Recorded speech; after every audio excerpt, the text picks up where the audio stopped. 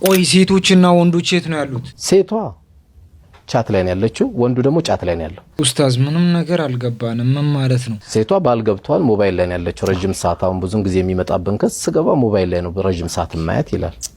እሱም ደግሞ እሷ ረጅም ላይ ከሆነች ደግሞ ጫቱን ይዤ ይገባል። ለዚህ ነው ትዳር አልበረክት ያለው። ምን ማድረግ ይቻላል? እናንተ 24 ሰዓት ቆይ ስልክ መጠቀም ምን የሚሉት ነገር ነው? ግን አንተ አሁን ጫት አብዝተሃል። ስማ ቋንቋን አስተካከለ። ሰላም አለይኩም ወራህመቱላሂ ወበረካቱ። እንዴት ናችሁ? ሁሉ ሰላም፣ ሁሉ መልካም፣ ሁሉ ፒስ አልহামዱሊላህ። ከዚህ በፊት አንድ ጥያቄ ጠይቀን 3 የመለሱ ሰዎችን ሽልማት አላቸው ብለን ነበር። እነዛ 3ቱ እነማን ናቸው? አንደኛ ላይ የመለሰው ተውሂድ የሚባል ዩዘር ኔም ወይም የምትባል ናት። አንደኛ እሱ ነው። ሁለተኛ ላይ ደግሞ የመለሰችው ሶፊያ ናት። የሁል ጊዜ ቤተሰባችን የሆነችው ደግሞ ዩዘር ኔሟ KHDAGA የሚል ዩዘር ኔም የሁል ጊዜ ቤተሰባችን ናት። እሷ መልሳለች። እናንተ 3ታችሁ የካርድ ሽልማታችሁ መታችሁ መቀበል ትችላላችሁ። በምን? በዚህ ስልክ ቁጥር ኮኔክት ልታደርጉኝ ትችላላችሁ። ቴሌግራም፣ ዋትስአፕ፣ ኢሞና ኢንስታግራም ላይ ሃይ ካላችሁ ኦር ስልክ ቁጥራችሁን ከጻፋችሁ ልልክላችሁ እችላለሁ። የዛሬው ጥያቄያችን ደግሞ ከዚህ በፊት አንድ ጦርነት ነበር። በዚህ ጦርነት ላይ አንድ ሙስሊም 75 ካፊሮችን መጋጠም አለበት። በዛ ጦርነት ላይ አንድ ሙስሊም 75 ካፊሮችን መጋጠም አለበት። ይሄ ጦርነት ስሙ ምንድነው? መሪዎቹ እዛ ላይ ማን ነበሩ የሚለው በኮመንት ስር የጻፉልኝ 3 ሰዎች አሁንም ሽልማት አላቸው። አረካሽኝ ወላሂ። የዛሬው ቪዲዮአችንን ከመቀጠላችን በፊት ደግሞ ስንት ሺህ ላይክ 107,649,578 ላይክ ሁላችሁም አንዳችሁም እንዳቀሩ ይሄ ላይክ እናንተ ፈልጋለሁ። ቀጥታ ወደ ቪዲዮአችን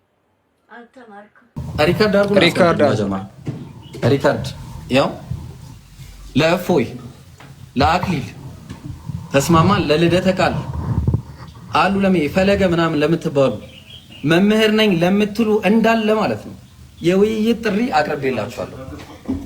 በአምላክ ዙሪያ በመጽሐፋችሁ ዙሪያ ማውራት የምትፈልጉ ስላሴ ወይስ ተውሂድ፣ መጽሐፍ ቅዱስ ወይስ ቁርአን፣ ተግባባ? ድህነት በየትኛው በፈለጋችሁ በዚህ ርዕስ የትኞቻችሁ አክሊል ካለ እየሰማህ ነው፣ ሁለተኛ እፎይ ካለ፣ ሶስተኛ ልደተ ቃል ካላችሁ፣ አራተኛ ይሄ ማን ነው የሚባል ፈለገ ምናምን የምትባሉ ሰዎች መምጣትና መወያየት ትችላላችሁ። መምህሮች ማለት ነው። መምህሮች ይሄ የሰፈር ቡችላ በየሰፈሩ የሚዟዟሩ እንዲህ ዞር ዞር ምናምን የምትሉ ልጆች ከሆናችሁ እናንተ እዛው መጀመሪያ ደረጃችሁን ጠብቁና ከዛ በኋላ እንወያያለን። ተግባባን? ሌላ ደግሞ ይሄ ኦርቶዶክስ ናቸው እነዚህ ቃሌ የውይይት ጥሪ አቅርቤላለሁ። የምትመጣ ከሆነ ስላሴ ወይስ ተውሂድ መወያየት የምትፈልግ ከሆነ መምጣት ትችላለህ። ተግባባን? አሁን ባነሳቸው ርዕሶች ላይ እግዚአብሔር ወይስ አላህ በሚል መወያየት እንችላለን። ተግባባን? ስለዚህ ከዚህ ውጪ ግን ተራ ተማሪዎች ይሄ በየሰፈሩ ውር የሚሉ ተማሪዎች ጋር የመወያየት ፍላጎቱ የለኝምም አቅሙም የላቸውም ከኛ ጋር የመወያየት አቅሙ ማለት ነው። ስለዚህ መምጣት ትችላላችሁ፣ መወያየት ትችላላችሁ፣ እየሰማችሁን ከሆነ ማለት ነው። ስለዚህ ይሄንን ይመስላል። አሁን ጥያቄ ያላችሁ ሰዎች መግባት ትችላላችሁ፣ ጥያቄ መጠየቅ ትችላላችሁ። ኮንፊደንስ ሲደመር እውቀት እኮ ምን አይነት ንግግሮችን እንደሚያመጣ አያችኋ። ማርያም ታማላለች የሚል ከመጽሐፍ ቅዱስ ውስጥ አሳየኝ። መጀመሪያ ይሄን ጥያቄ ስትጠየቁ መጽሐፍ ቅዱስ ውስጥ አትግለጡ። ኦኬ፣ መጀመሪያ ትሄዳለህ፣ ወደ መጽሐፍ ቅዱስ ትሄዳለህ። የመጀመሪያው መልስ ልንገር ብዬ ነው። እስቲ ማርያም አታማልድም የሚለውን ከመጽሐፍ ቅዱስ ውስጥ አውጣልኝ በለው።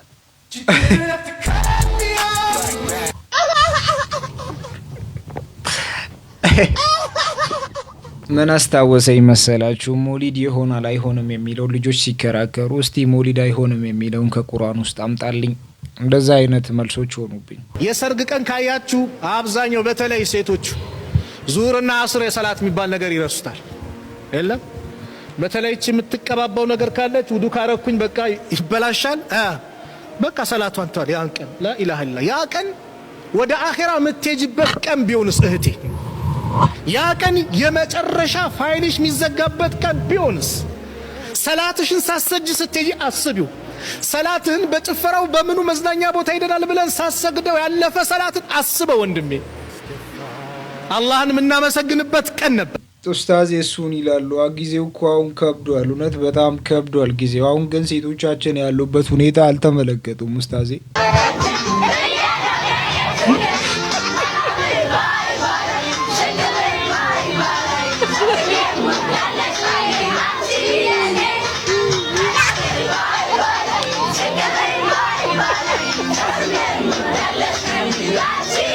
ቆይ እኔ የምላችሁ የሰርጌ ቀን መቅረት አልችልም? በነገራችን ላይ ሰርጌ ላይ አንቺንም አንተንም ጠራሃለሁ። ግን አንቺ ማለት ነው አንድ ሜካፕ ተቀብተሽ ብትመጪ ሰርጌ ውስጥ አትገቢ። ሜካፕ ተቀብተሽ መምጣት እሱ ይቻ ችግር የለው፣ ያንን ነገር ችግር የለው አልቃወምም። ግን ለሜካፑ ብለሽ ሰላትሽን የምትተዊ ከሆነ እንዳመጭ። ለቢፌው ብቻ መምጣት አልፈልግም። እንደዚህ አይነት ቀልድ የለም። አወኩሽና ኩሽ ነው አይደል? ሁሉም ሰው ሲያገላችሁ እችን ሴት አስተዋውሷል። ይህች ሴት ሪጀክት ያላረጋትና ፊቱን ያላዞረባት ሰው የለም። የዚህ ሁሉ ምክንያት ደግሞ እንደ ወንድ ጺም ስላላት ነው። ሄሪስ ትባላለች። ትምህርት ቤት ውስጥ ቆንጆ ከሚባሉ ሴቶች መካከል አንዷ ነበረች። ነገር ግን ከ19 ዓመቷ ጀምሮ አገጯ ላይ ጸጉር መብቀል ይጀምራል። እሷም ምንም ሳይመስላት ትላጨዋለች። ነገር ግን ከጥንት ጊዜ በኋላ ተመልሶ በብዙ አደገባት። በትምህርት ቤት ውስጥና በየትኛውም ቦታ ያያት ሰው ሁሉ ይቀልድባትና ያሸማቀቃት ጀመር። በዙሪያ ያለው ሰው ሁሉ ህይወቷን አከበደው። ሁልጊዜ መደበቅ ትፈልግ ነበር። ችግሩ ደግሞ ስትላጨው የባሰውን እየበዛ ይመጣል። ከብዙ ጭንቀት በኋላ ራሷን ለመቀበል ትወስናለች። ጭራሽ ላለመላጨትና ጺሟ ውበቷ እንደሆነ አምና ትቀበላለች። በዚህ ምክንያት ቤተሰቦቿና ጓደኞቿ አይንሽን ላፈር አሏት። ዓመታት በኋላ ባላግብታ አንድ ልጅ ካፈራች በኋላ ባሏ ምንም ሳይላት ጥሏት ይጠፋል። ይሄ ሁሉ ቢፈጠርም ግን ሁሉንም በጸጋ ተቀብላ ልጇን ብቻዋን በደስታ ማሳደግ ትቀጥላለች። ፈጣሪ በሰጣችሁ መልክ የምታፍሩ ሰዎች መቀየርም ያው አላህ ብዙ አይነት ፍጥረታት አሉት። እንግዲህ እንደዚህ አንቺን አሳምሮ አንተን አሳምሮ እስቲ ለፈጠረን ጌታ ሙስሊም ሶስት በኋላ ነው እንደሚያገባው። ይቅርታና ሰላም ነው። ሰላም ምን ሆነሽ ነው?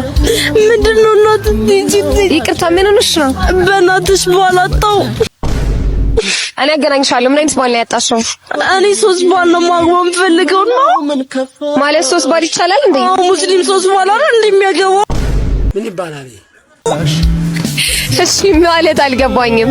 አንድ ጴንጤ፣ አንድ ክርስቲያን፣ አንድ ሙስሊም በእናትሽ ተይ በቃ። እና ሶስቱንም ሃይማኖት ነው ማግባት የምትፈልገው? ሶስቱንም ነው ፈልገው። ይቅርታ እኔ ግን አንዱን ነው ልፈልግልሽ የምችለው።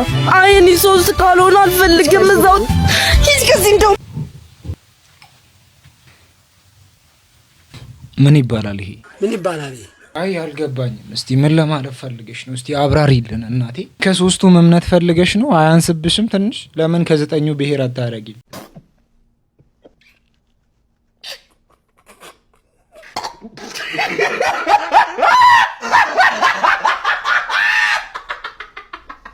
የምሬን ነው የምላችሁ። እኔ ደግሞ በጣም የሚገርመኝ ነገር ለምንድን ነው ሙስሊም ሴቶቻችን ለምንድን ነው ሱሪ የምትለብሱት?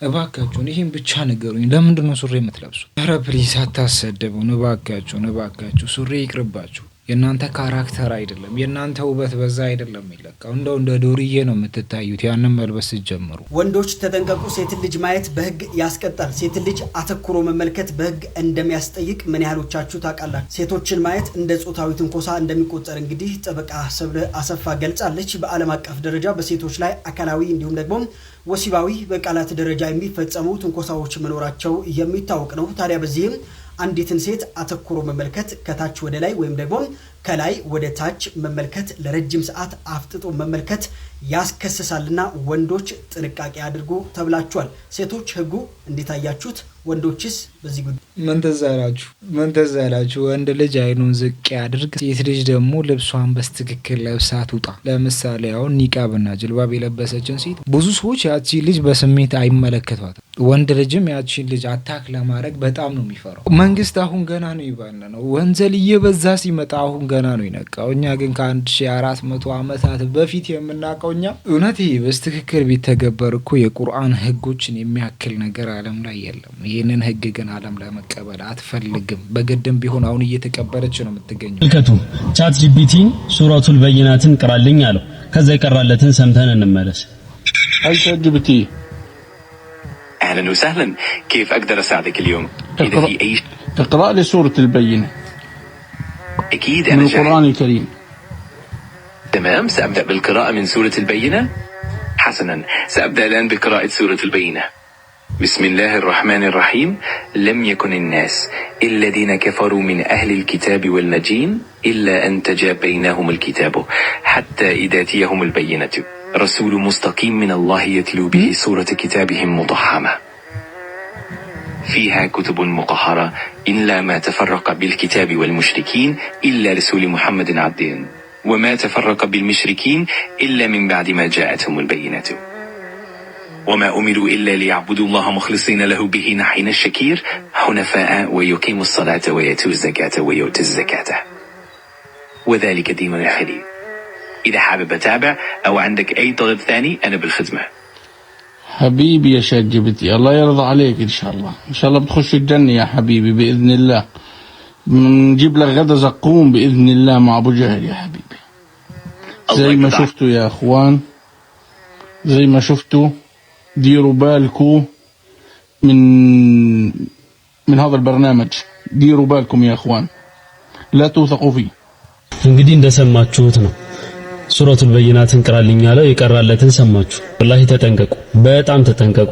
ምንድነው ይቀራው? አይ ማለት አልገባኝም። ምንድነው ይቀራው? ቻትጂፒቲ ለምትጠቀሙ ወይም ደግሞ ኤአይን ብዙ ጊዜ የምትጠቀሙ ሰዎች እንደዚህ በዲን ላይ ከሆነ እጅግ በጣም አስቸጋሪ ናቸው። ብዙ ጊዜ ንጹህ ነገሮችን ማየትና መመልከት አንችልም። ግን ቻትጂፒቲ ደስ የሚለው ነገር ሐዲሶችን በቀጥታ ቢሆን ያመጣላችኋል። ለምሳሌ አሁን ቁርአኑን ስጠኝ ብትሉት ቁርአኑን በቀጥታ ሊሰጣችሁ ይችላል። ግን እንደዚህ ቀራልኝ ስትሉት ሌላ ነገር ሊቀራላችሁ ስለሚችል ነገሮችን እያመዛዘንን እያየን ብንሄድ መልካም ነው።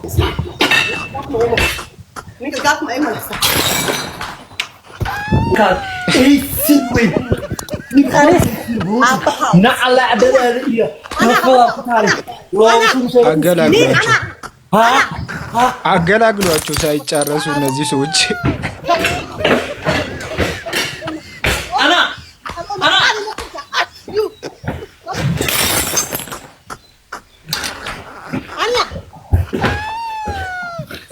هذه نفسك سيروي، هذه نفسك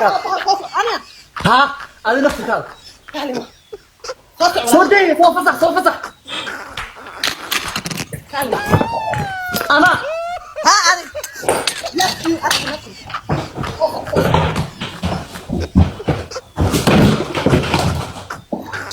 أنا فوق فسخ هذه نفسك سيروي سيروي فوق فسخ فوق فسخ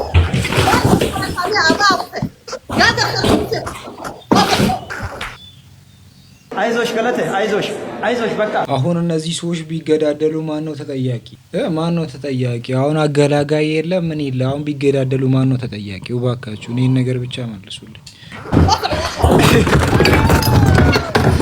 ወዴት እየሄድን እንደሆነ አናውቅም። ብቻ ይመቸን፣ ሁላችንም ይመቸን። እኔ ሻንጣውን ከፈተላችሁ ወይኔ አወጣጣው ዝንጀሮ ዶርሙስ ገብቶ ነባ ወይኔ እንደ ተላምዷል ሁላ እኮ። ለምን አብራችሁ አበሩም? ካሜራማን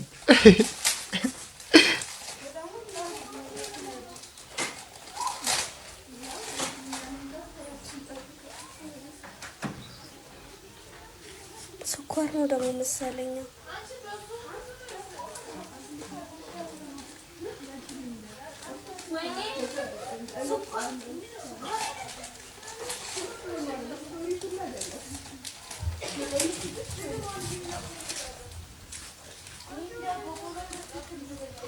ከተኛለሽ እዚህ ሲመጣለሽ ዋጋሽም። ይሄ ነገር ግን እንዴት ነው ለሴት ልጅ አስፈሪ ነው ይባላል። ሰምታችኋል? ከዚህ በፊት እንደዚህ አይነት ነገሮች ይወራሉ። ሴቶች ባካችሁ ተጠንቀቁ ነው ብላችሁ። ሲቀጥል ደግሞ ማን ነው ያለ ሜካፕ ዶርሙስ ቁጭ ብሎ ያለው አላለም? አንዱ ልጅ ደግሞ በኮመንት ስር ይሄንን እንደው ወላሂ እንደው ለእናት ካልተናገርኩኝ እኔ አምኖት 12 የጣለኝን አስተማሪ ዘበኛ ሁኜ ያገኘሁት። እሺ ሄሎ ወይ ስማ አንተ እኔ መጠብቅበት ሐኪም ቤት አልመጣም። ይሄ ኢንትራንስ የፈተነን አስተማሪ ዶክተር ነኝ ብዬ ገባውላ ተጫወትኩበት። አንተ ያላስመጣሁት ነገር የለም። ይኸው ሰገራ አስመጣሁት በል፣ ደም አስመጣሁት በል። ጥርሱን እኮ ነው ያመመው። አንተ ተጫወትኩበት። ከዛን ደግሞ እምብርት ላይ 30 መርፌ አለው። ውሻ ነች ነክሳለች። ግግም እምቢ አለኝ። እምቢ ሲለኝ ና በቃ ሽኩላሊት እናጽዳላልኩትና ከፋፍቼ አንዱን ጣ አራንተ ረበስ እንትን ገዢ ፈላልግሽ። አራ አይባትትም፣ ስውር ነው የሰፋሁት። አይባትትም። የማደንዘዣ ማአት በቃ ለጀማ ንገራቸው እንትን እንኳን ደስ አላችሁ ተበቀያለሁ በላቸው። ስማ ዶክተሩ እንዳይመጣብኝ ልብሴ ላውላልቅሽ። በይ በቃ አስባችሁታል? ይሄ ልጅ ብርሃኑ ነጋን ቢያገኝ በነገራችን ላይ ብዙ ጊዜ አስተማሪ አይጥልንም። ለምሳሌ ያ ፈታኝ እናንተ ምንም ሊያደርጋችሁ አይችልም። የእውቀታችሁ ደረጃ ያንን ትምህርት ያላመጣችሁበት ሁኔታ ስለተፈጠረ ነው እንጂ አስተማሪ ይጥላል ብዬ በዚህ ሰዓት አላስብም። ተመልከቱ፣ የድሮን ጥቃት ተፈጽሟል። ጥቃቱም የተፈጸመው እስራኤል ላይ ነበር። ይህ ድሮን የተነሳ ወይም ደግሞ የተተኮሰው ከየመኑ አማጺ ቡድን ነው። እንግዲህ ወደ እስራኤል ተተኩሰው የእስራኤል ደቡባዊ ፓርት ላይ የወደቀው ድሮኑ ጥቃት የፈጸመው በደቡባዊ እስራኤል ኢሊታ በምትባለው ከተማ ነው። በዚህም እንግዲህ ወደ 22 ሰዎች እንደተጎዱ ታውቋል። ድሮኑ የመታው የደቡባዊ እስራኤል ከተማ ነው። እንደምትመለከቱት ህንፃዎች ፈራርሷል፣ ጭሶች ይታያሉ። በጠዋቱ ጥሩ ዜናዎችን እየሰማን ነው። ሲቀጥል ደግሞ አንድ ዜናም ወጥቷል። ጣሊያን የጦር መርከቧን ወደ ጋዛ ልካለች እያሉ ነው። ጣሊያን የጦር መርከቧን ለጋዛ ልትልክ ነው፣ በቀጥታ ሳይሆን በተዘዋዋሪ ማለት ነው። እንግዲህ የተለያዩ መርከቦች ወደ ጋዛ ሁማኒቴሪያን ጦር ደግሞ የሰብአዊ እርዳታዎችን ይዘው ወደ ጋዛ ሴል እያደረጉ ነው ታውቃላችሁ። ግሎባል ስሙድ ፍሎቲላ ይባላሉ። እነዚህ ጀልባዎች ደግሞ እነዚህ መርከቦች ከተለያዩ ዓለማችን አገሮች የተወጣጡ ዜጎችና የተለያዩ እርዳታዎችን ይዘው ወደ ጋዛ ነው እየሄዱ የሚገኙት። እንግዲህ ጋዛ በሲ ብሎኬድም እንደዚሁ ብሎክ እንደተደረገች ታውቃላችሁ በእስራኤል። ታዲያ እንግዲህ በትናንትናው ዕለት እነዚህ እንትኖች ላይ ፍሎቲላዎች ላይ ወደ 50 በላይ የሚሆኑ መርከቦች ናቸውና እነዚህ መርከቦች ላይ ከ12 በላይ የሚሆኑ ድሮን ጥቃቶችና ድሮን ስትራይኮች እንደነበሩ ተነግሯል። እነዚህ ድሮኖች ከእስራኤል ይምጡ ወር ደግሞ ሌላ ይሁን አልተረጋገጠም። ሞስት ላይክሊ እስራኤል የሚሆኑት እንትን ላይ ናቸው። አሁን እነዚህ የኢንተርናሽናል ዋተር ስሮ ደግሞ የትኛውም ክልል ውስጥ ጥቃት መድረስ የሌለበት ክልል ውስጥ ባሉበት ሰዓት ነው ጥቃት የደረሰባቸው እና ጣሊያን የነገር አስቆጥቷት የጦር መርከቧ ልትልክ ነው። ፋሳን የሚባል ፍሪጌቷን ነው ትልካለች ተባለ። ፍሪጌት ማለት ከዲስትሮየር አነስ የሚል በጣም ስፒድ ፈጣንና ማኑቨረብል የሆኑ የጦር መርከቦች ናቸው ፍሪጌት የሚባሉት። ዊዶ ክሮሴቶ የተባለው የጣሊያን የዲፌንስ ሚኒስትር እንደተናገሩ ከሆነ እነዚህ ጥቃቶች እንዳናደዱትና እነዚህ ጥቃቶች እያወገዘም ጥቃቶቹ እንዳይደርሱና መርከቦች ፕሮቴክሽን እንዲያገኙ ፍሪጌት ነው የጣሊያን ኔቪ የሚጠቀምበት ፍሪጌት ወደ ፍሎቲላዎቹ እንደሚልቅ ቃል ገብቷል። እነዚህ ሞደርን የሆኑ የጦር መርከቦች እንግዲህ የአየር ጥቃትም እንደዚሁ መመከት የሚችሉና ከርቀትም እንደዚህ ዲቴክት ማድረግ የሚችሉ ናቸው። ድሮኖች ምናምን ከሆነ አንቲዶር አይወር ደግሞ የአየር መቃወሚያ ስላላቸው እነዚህ ድሮኖች ሁሉ ማክሸፍ አቅም አላቸው። እቺ ነች የሚገርም ዜናዎችን እየሰማን ነው። ሲቀጥል ደግሞ የፈረንሳይ ጠቅላይ ሚኒስቴርም አንድ ነገር ብሏል። እስራኤልና ፍልስጤም ጎን ለጎን በሰላም መኖር ይችላሉ ሲሉ ማክሮ ተናግረዋል። እንግዲህ የፈረንሳዩ ፕሬዚዳንት ኢማኑኤል ማክሮን ለፍልስጤም ማለት ነው የሀገርነት እውቅና ሰጥተዋል። ታዲያ በዚህ ወቅት ባደረጉት ንግግር ማለት ነው እስራኤልና ፍልስጤም ጎን ለጎን በሰላም መኖር ይችላሉ ሲሉም ተናግረዋል። ታዲያ የፈረንሳዩ ፕሬዚዳንት ማክሮ ጦርነቱ መቆም እንዳለበትና እንዲሁም ደግሞ ታጋሾች መለቀቅ እንዳለባቸውም ተናግረዋል። ማብቂያ የሌለው አጥፊ ጦርነት መገታት አለበት፣ ከሀያልነት በላይ መብት ማክበር መቅደም አለበት ሲሉም ተናግረዋል። እንዲሁም ደግሞ ዓለም አቀፍ ማህበረሰብ በመካከለኛው ምስራቅ ሰላም ማስፈን እንደተሳነውም ጠቅሰዋል። የሁለቱ ሀገራት መፍትሄ ለማግኘት የተቻለን ሁሉ ማድረግ አለብን። እስራኤልና ፍልስጤም እጅግ በጣም አስደንጋጩ ዜናና ደግሞ ዌስተርኖችን እጅግ በጣም ያስደነገጠው ዜና ደግሞ ይሄ ነው። ኢራን በተሳካ ሁኔታ የኒውክሌር ቦምብ ታጥቃለች። በአሁኑ ሰዓት የኢራን አቶሚክ ኢነርጂ ተቆጣጣሪ ዋና ኃላፊ መሐመድ ኢስላሚ እንደተናገሩት ኢራን 90% ዩራኒየም ማብላላት ትችላለች። ይህ 90% ዩራኒየም ማብላላት ማለት ደግሞ ኒውክሌር ቦምብ ለመስራት ከበቂ በላይ ነው። እዚህ ጋር ግን ትኩረት ሊደረግበት የሚገባው ኢራን የኒውክሌር ቦምብ አላት ማለት ሳይሆን 90% ዩራኒየም ማብላልታለች ማለት ኒውክሌር ቦምብ ለመስራት ከበቂ በላይ ነው እየተባለ የሚገኘው። ነገር ግን በርካታ ምንጮች ኢራን ይህንን መረጃ ይፋ ያደረገችው ኒውክሌር ቦምቡን ስለታጠቀች እሱን ተማምና ነው እንጂ አሜሪካ ጥቃት እንደምትሰነዝርባት ስለምታውቅ ይህንን መረጃ ይፋ አታደርግም። እጅግ በጣም የሚያስገርም ዜና ነው። ኢራን ኒውክሌር ታጠቀች ማለት የዌስተርንና የአሜሪካኖች ጫና ከነዚህ አረብ ሀገራት ላይ እጅግ በጣም ይቀንሳል። ይሄ ማለት እንግዲህ ለኢራን ትልቁ ነገር ነው። ይህንን ነገር እንዳትታጠቅ ነው እንግዲህ በጣም ብዙ ጊዜ አሜሪካ ስትደበድባት የነበረው። በዚህ ላይም እንግዲህ እስራኤልን በጣም ስትደበድባት እንደነበረ ሁላችንም እናውቃለን። ይህንን ጫና ተቋቁማ ኒውክሌር ከታጠቀች ዶክተር ዛኪር ናይክ በጠና መታመማቸው ተሰማ። ከ100 ሺህ በላይ ሰዎችን ያሰለሙትና በበርካታ ዳዕዋዎች የሚታወቁት ዶክተር ዛኪር ናይክ ባጋጠማቸው ህመም ማሌዥያ ውስጥ በሚገኝ ሆስፒታል ሕክምና እየተደረገላቸው መሆኑ ተነግሯል። ከፈረንጆቹ 2016 ጀምሮ በማሌዥያ የሚኖሩት ዶክተር ዛኪር ናይክ ተደጋጋሚ የጤና እክል ሲገጥማቸው እንደነበር ተነግሯል። ነገር ግን በአሁኑ ለጊዜው የበሽታው ምንነት ባልተነገረበት ህመም በጠና ታማው ሆስፒታል እያሳለፉ መሆኑን የተነገረው ዶክተር ዛኪር ለረጅም ዓመታት በመላው ዓለም በመዘዋወር በሚያደርጉት ዳዕዋ የበርካቶችን ቀልብ በመሳብ ለብዙዎች መስለም ሰበብ መሆናቸው ይታወቃል። ለእስልምና አስተምህሮ የድርሻቸውን አሻራ ያኖሩት አለን ከምንላቸው እጅግ በጣም ትልቁ ዳዒና ትልቁ ሀብታችን የሆነው ዶክተር ዛኪር ናይክ እጅግ በጣም ታሟል እያሉ ነው። እስቲ ሁላችንም እንደዚህ እንቁ ሰው ዱዓ እናድርግለት። ኢና ሊላህ ያእጁጅና ማእጁጅ የተዘጉበት ተራራ ተገኘ። ቪዲዮ ለሁሉም ስለሚጠቅም ሼር፣ ኮፒንግ፣ ሪፖስት እያደረጋችሁ እስከ መጨረሻው ተከታተሉ። በካዛክስታን ተራሮች ውስጥ አስገራሚ በጣም ግዙፍ የሆነ በር ተገኘ። በቡድን ያሉ ሰዎች ተራራ እየወጡ ነበር። በድንገትም በፊታቸው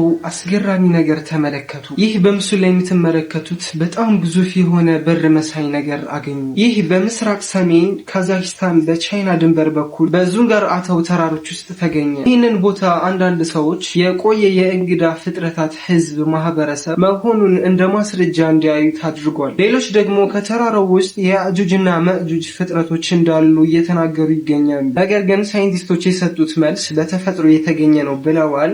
እስኪ የእናንተን ሀሳብ ኮሜንት ላይ ያስቀምጡልን።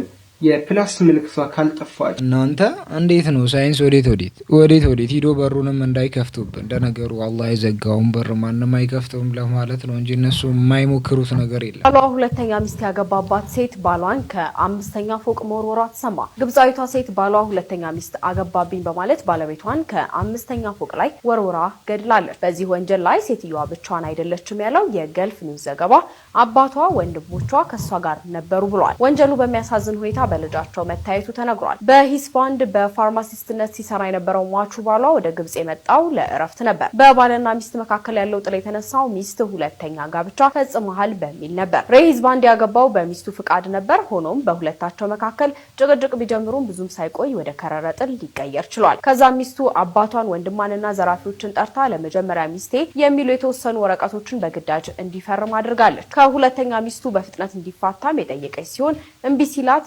አባቷ በወንድሟና በወሮ በሎቿ በጭካኔ አስደብድበዋለች። ከዚያ በኋላ በረንዳው ላይ ገፍተው እንደጣሉት የሚያመላክተው ዘገባው በጣም የተደበደበው ሰው ከ5ኛ ፎቅ በረንዳ ላይ ሲወረወር በህይወት የመትረፍ እድል አልነበረው። ከዛም ቤተሰቡ ራሱን አጠፋ በማለት ወደ ሆስፒታል እንደወሰዱት ነው የተገለጸው። ሆኖም የግለሰቡ አሟሟት ግድያ መሆኑ የታወቀው ፖሊስ ጉዳዩን ካየው በኋላ ነበር። ወንጀለኞቹም እሱን እንደገደሉ ታምነዋል።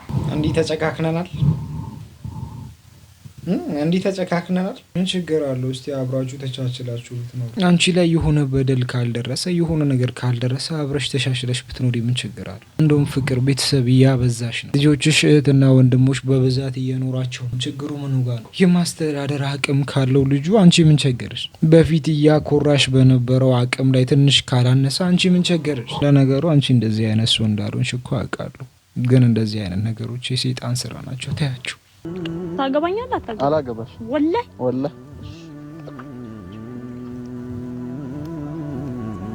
አገባኝ።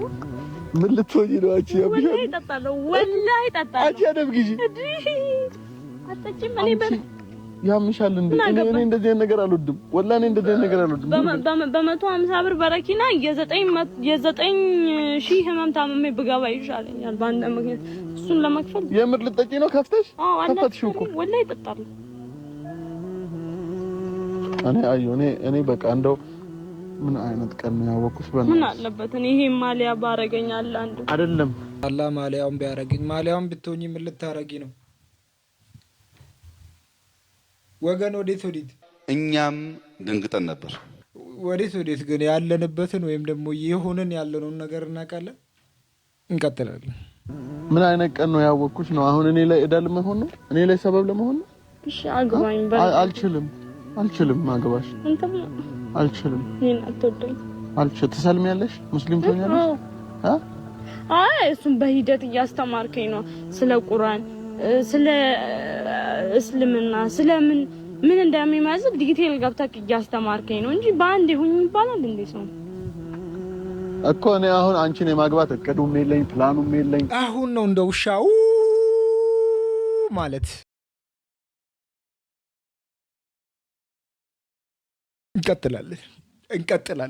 الرحمن الرحيم الحمد لله رب العالمين الرحمن الرحيم مالك يوم الدين إياك نعبد وإياك نستعين اهدنا الصراط المستقيم صراط الذين أنعمت عليهم غير المغضوب عليهم ولا الضالين آمين. توجعتش جنيش ነው እንደዚህ ያረጋ ያለው ጂኒ ያለብሽ አንቺ። አንተ እንደዚህ አይነት ቁርአን የምትችል ሰውዬ እንዴት ነው እንደዚህ ብልግና የምትናገረው? የምን ብልግና ነው? እሺ ብለህ እንዴት ትመታኛለህ? ኧረ እባክሽ ስሚ፣ ይሄ ጂኒ ያለብሽ ችግር የለውም። አሁን አውቄያለሁ በሽታሽን። ቀጥታ ወደ ቁርአን ቤት ልውሰድሽ። ዞር በል። እኔ ጂኒ የለብኝም ወላሂ። ጂኒ ያለብሽ ያስታውቅብሻል። ስቀራብሽ እኮ ይኸው እየተንቀጠቀጥሽ እኮ ነው። እኔ እኮ የሚገርመኝ እኮ ሌላ ነገር እኮ አይደለም ጋይስ። ምን መሰላችሁ? ያ ሙአመል ይለዋወጣል። እሱ ራሱ ጂኒ ያለበት አንዳንዴ ሸይጣን ይሆናል አንዳንዴ ሰው ይሆናል አንዳንዴ የሆነ መንፈስ ይሆናል ከመሬት ተነስቶ እንዲሆነሻል ከመሬት ተነስቶ እንዲ ይላል እኔ ራሱ በጣም ግራ ያጋባኝ ነው ኮንፊውዝ አረከኝ እኮ ለምንድነው እሱ አንተም እንዲምትጫወትብኝ ሄደ ኳስ መሰልኩ እንዴ ነኝ አልወጣም እኔ ደግሞ ከዚህ ቤት ድንጋይ አላበዛውም እንዴ አንዴ ማን አዘበድብሻል አንዴ ጠፍጥፍ ያደማማሻለሁ እኔ እኮ አውቄ ነው ዝም ያልኩ ስለማወድ ስለማከብር ነው የሆነ ጩቤ አንስቼ እኮ ሆድ ላይ መሰካት ከብዶኛል እንዴ ጭራሽ እስቲ አሳይ አንተ ልክ ስጠፈጥፈኝ በወንድ አቅም ስጠፈጥፈኝ ወላሂ ተነሽ የምሬ ነው ብለሽ ነው ይምጣ ልጁ መጥቶ ይቀጥቅጠኝ አልገባኝም እናቴ ጸብ ነው ያዛችሁት ወይስ እገታ ነው ወይስ ድብደባ ነው ምንድነው እናት ማለት ያቺ ናት ስታረግዝ ተቸግራ ስትወልድ ተቸግራ ስታሳድግ ተቸግራ እሷ ተርባ አንተን አብልታ ታድራለች እሷ ተጠምታ አንተን አጠጥታ ታድራለች እሷ ተበርዳ አንተን አልብሳ ታድራለች ላንተ ብላ ሰው ቤት ትሰራለች ላንተ ስትል ትገለመጣለች ትሰደባለች والله يا عبد الله አባትህ ሁለት ፊት ያወጣው ባንተ ነው ልጅ አሳድግ ብሎ እንዴት ላልብሰው እንዴት ላጠጣው እንዴት ላብቃቀው እያለ ስላንተ ሲጨነቅ ፊቱ በለዘ ፊቱ ጠቆረ እናት ባንተ የተጨነቀ ፊቷ ሁለት ፊት አወጣለች ፊቷ ተቀይሯል ከስታ ከሰውነት ወጣ ትሄዳለች ልጅ አሳድግ ብላ ልጅ ይመርበት ብላ ልጅ ደረጃ ይድረስልኝ ብላ አንድ ሰው ወደ ዑመር ዘንድ መጣና ያ ዑመር አንተ ዑመር ሆይ አላቸው እቺ እናቴ ናት እኔ ለሷ በቅሎ ሁኝላት ሀጃዋን ሁላ የምታወጣው እኔ ላይ ነው ማበላት እኔ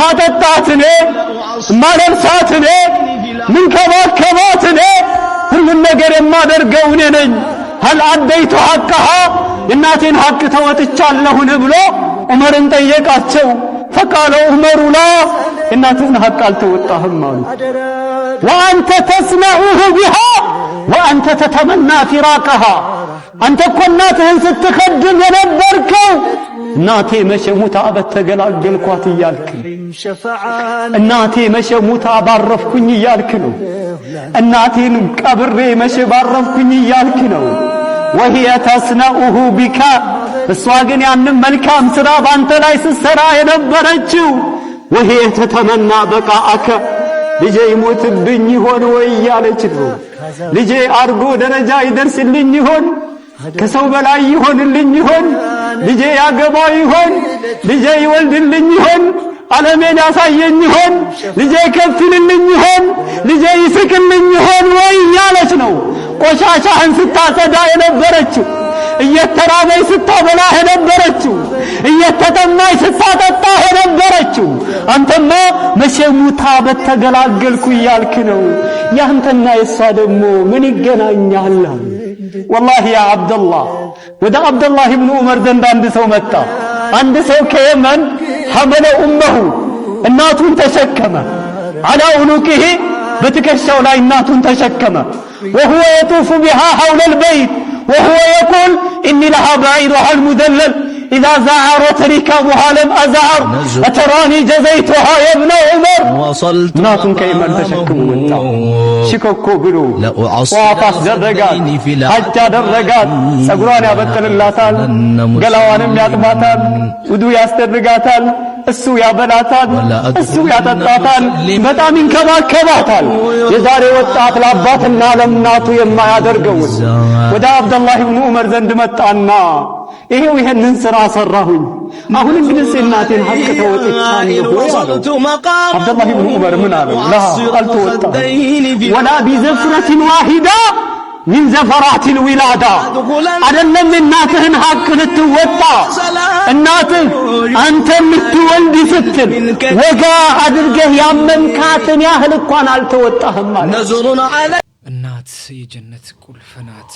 እናት ጀነት በእግሯ ስር ነው። ስለ እናት ብዙ ነገሮች ይወራል። ያው በወሬ ብቻ ነው የሚቀሩ። ብዙ ነገሮችን ሁላችንም ስለ እናታችን እናወራለን፣ ግን ያንን ነገር የመተግበር አቅሙንና የመተግበር ፍላጎቱን ብዙ ጊዜ አናሳይ። አንዳንዴ ችግሮች ሊኖሩ ይችላሉ። እነዛን ችግሮች ፊክስ ካረግን በኋላ የቤተሰቦቻችን ችግር ለማየት እንገባለን። አንዳንዶች ደግሞ ቀልባችን ራሱ እዛ የለም። አላህ ወደ ቀልባችን ይመልሰን ነው እንጂ እነሱን ለመጦር እነሱን የሆነ ነገር ለማድረግ እነሱን ለማገዝ ሀሳቡ ራሱ የለንም። አንዳንዶቻችን ብዙዎቻችን ደግሞ እናስባለን፣ የሆነ ስኬትን እንፈልጋለን እነሱን ለማኩራት። በነገራችን ላይ የቤተሰብ ችግር ደስታን ይነፍጋል። ታውቃላችኋ?